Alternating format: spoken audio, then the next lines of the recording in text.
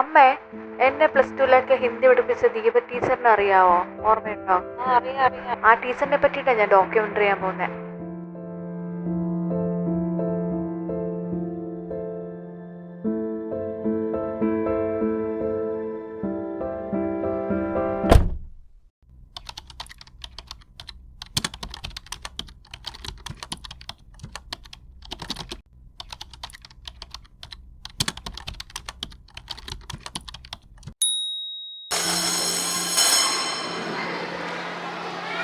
सुत मुख देखी जसोदा फूली, सुत मुख देखी जसोदा फूली, हर्षित देखी दूध की दंतियाँ, प्रेम मगन तनु की सुधि भूली, बाहिर ते तब नंद बुलाए, देखो धो सुंदर सुखदाई, तनक तनक सी दूध की दंतियाँ, देखो नैन सुफल करुआई, आनंद सहित महर तब आए, मुख चितवन दो नैन अघाई, सोर श्याम किलकत द्विज देखो, मनो कमल पर बीजु जमाई. ഒന്നുകൂടെ നോക്കിക്കോട്ടാ, കൂടെ പാടാ, നിങ്ങൾ നോക്കിയിരിക്കണേ. सुत मुख देखी जसोदा फूली, सुत मुख देखी जसोदा फूली. तो इसका मतलब क्या है? सुत मुख देखी जसोदा फूली. ആ ഇന്ത്യയിലും കളിക്കത്തുണ്ടടാ. ഇംഗ്ലീഷ് ആര് പറഞ്ഞിട്ട്? സാറ് പറഞ്ഞിട്ടാണ്. അത് ശരി, എന്നൊക്കെ ഇന്ത്യയിലും കൂടെ നമുക്ക് പറഞ്ഞ് കളിക്കാമല്ല. ഇന്ത്യയിൽ നിങ്ങളൊന്ന് പറയും വേറെ എന്തെങ്കിലും ആവും അല്ലേ? എടാ, നിങ്ങൾ നോട്ട്ബുക്ക് എടുത്തോ അവിടെയൊക്കെ? ഇപ്പം മീനിങ് പറയുമ്പോൾ എഴുതണം. ഇപ്പം ഇവിടെ എന്താണ് നമ്മൾ മീനിങ് എടുക്കുകയാണെങ്കിൽ, സ്വയം മറന്നു നിന്നു. അർത്ഥം എഴുതുന്ന എന്തോന്നാണ്? വർത്താനം പറഞ്ഞാണ് എഴുതുന്നത്. അർത്ഥം കൈകൊണ്ടല്ലേ എഴുതുന്നത്. ബാഹിർത്തെ തബ് നന്ദ ബുലായേ, മുഴുകുക. പ്രേമമഗ്നമനെ, പ്രേമമേ മഗ്ന, സ്നേഹത്തിൽ മുഴുകുക അല്ലെ? സന്തോഷം നൽകുന്ന, സുഖം നൽകുന്ന ഈ ഒരു രൂപം, തൻ്റെ മകന്റെ ഈ സുന്ദരമായ രൂപം ദർശിക്കാനായിട്ട് എന്താണ്, ഇന്റർവെല്ലിന് പോയിട്ട് വരണേ, പെട്ടെന്ന് പോയിട്ട് വാ.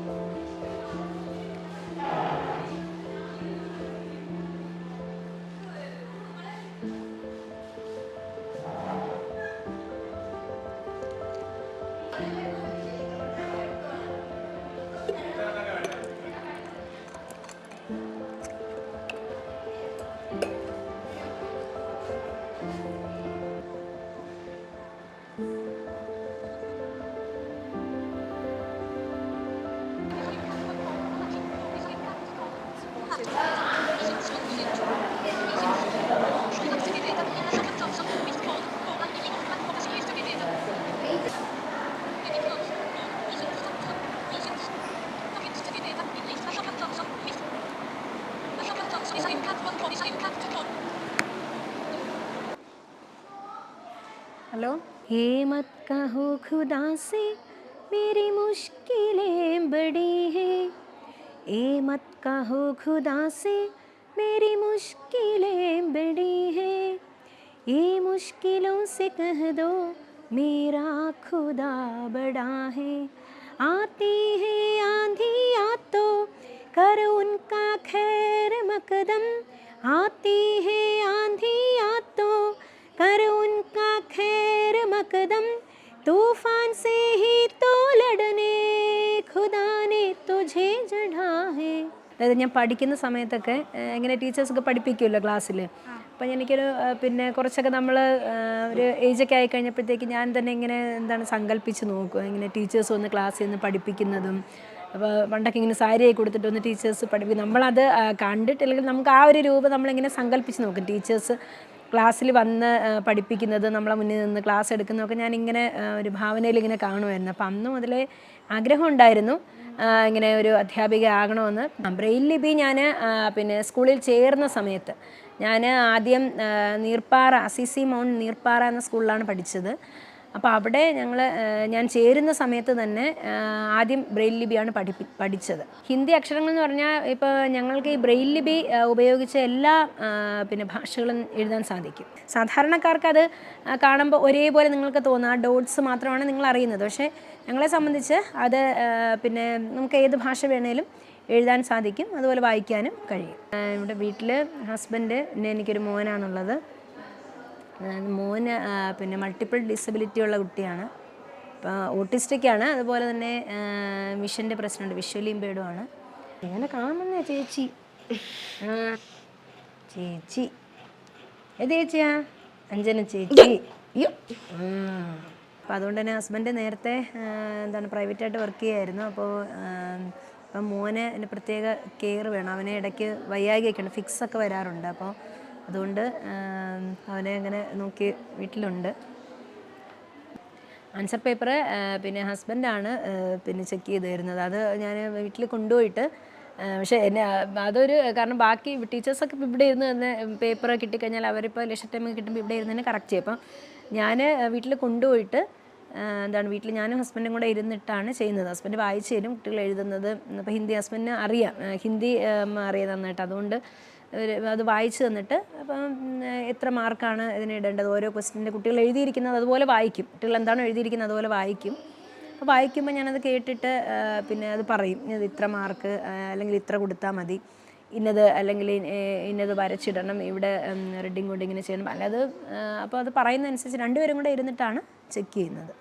ദീപ ടീച്ചറിനെ ഓർക്കുമ്പം ആദ്യമായിട്ട് കണ്ടപ്പോഴേ എനിക്ക് തോന്നിയ അതിശയം എന്ന് വെച്ചാൽ ടീച്ചർ നടക്കുന്നതാണ്. ടീച്ചർ കറക്റ്റ് ക്ലാസ്സിൽ എത്ര ബെഞ്ചുണ്ടോ അത് കാൽക്കുലേറ്റ് ചെയ്ത് ടീച്ചർ നടന്ന് അവിടെ ഒന്ന് കറക്റ്റായിട്ട് തിരിഞ്ഞ് ടീച്ചർ കറക്റ്റ് ഫ്രണ്ടിൽ തന്നെ പോകും. എവിടെ തട്ടോ മുട്ടോ ഒന്നും ചെയ്തില്ല, കറക്റ്റായിട്ട് കാൽക്കുലേറ്റ് ചെയ്യും. എനിക്ക് തോന്നി ടീച്ചറിൻ്റെ ക്ലാസ്സിൽ എന്തുടായ്പാണ് വെച്ചാലും രക്ഷപ്പെട്ടു പോകും. പക്ഷെ അങ്ങനെയല്ല.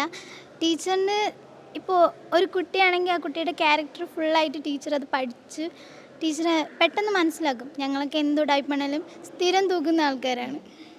അപ്പോൾ ദീപ ടീച്ചറിൻ്റെ ഏറ്റവും വലിയ പ്രത്യേകത എന്ന് പറയുന്നത് ടീച്ചറിന് ശരിക്കും പറഞ്ഞാൽ കാണുന്നവരേക്കാൾ ഏറെ ടീച്ചറിനെ അകക്കണ്ണുകൊണ്ട് മനസ്സിലാക്കാൻ പറ്റും എല്ലാ കാര്യങ്ങളും.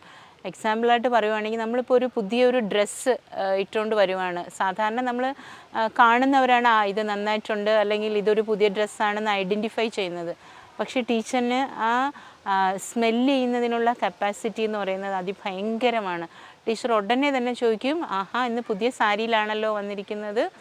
അപ്പോൾ അതുപോലെ തന്നെ എന്ത് കാര്യം എടുത്തിരുന്നാലും നമ്മൾ മറ്റുള്ളവരെക്കാൾ കൂടുതലായിട്ട് ടീച്ചറിന് പെട്ടെന്ന് ഐഡൻറ്റിഫൈ ചെയ്യാനും അതുപോലെ തന്നെ അത് സെൻസ് ചെയ്യാനുള്ള കപ്പാസിറ്റി ഭയങ്കര കൂടുതലാണ്. കാണാത്തവർക്ക് കേൾവി ശക്തി കൂടുതലാണെന്ന് കേട്ടിട്ടുള്ളത് നമ്മൾ ആദ്യമായിട്ടാണ് എക്സ്പീരിയൻസ് ചെയ്യുന്നത്. നമ്മൾ ഒരു പെൻസിൽ വെട്ട് വന്നേ പോലും ടീച്ചറിന് അറിയാം നമ്മൾ എന്താ ചെയ്യുന്നതെന്ന്.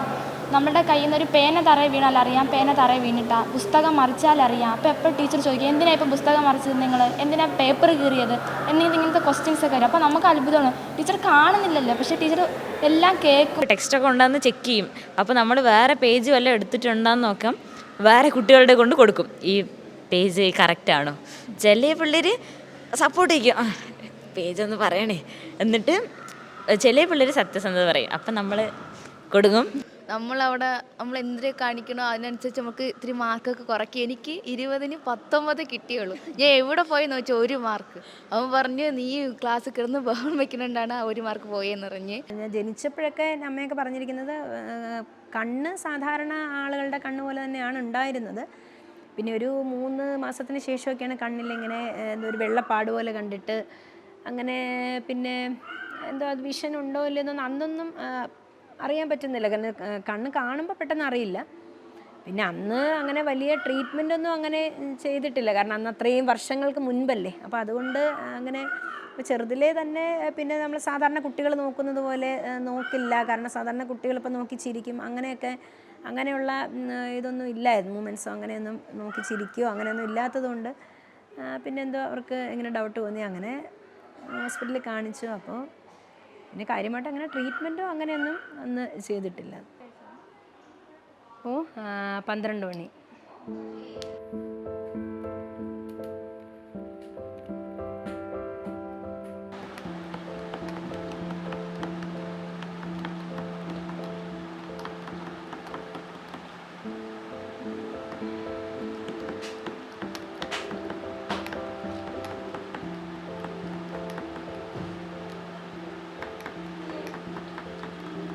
अपने लक्ष्य पाने के लिए हमें निरंतर कोशिश करना चाहिए.